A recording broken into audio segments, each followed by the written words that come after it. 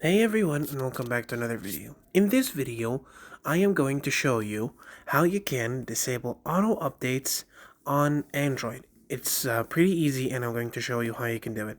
Now, there is no actually option where it can tell you to disable auto updates, but there is a workaround. So first of all, you're going to go onto settings, and from there, you're going to navigate all the way down until you find software update.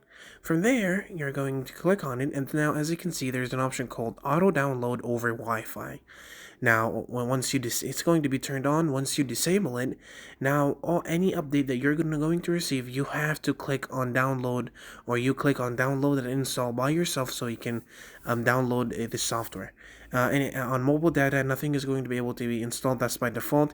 And on Wi-Fi, once you disable it, you're not going to be able to download any updates automatically. So yeah, guys, that was it. Thank you so much for watching. Don't forget to like and subscribe, and I'll see you later.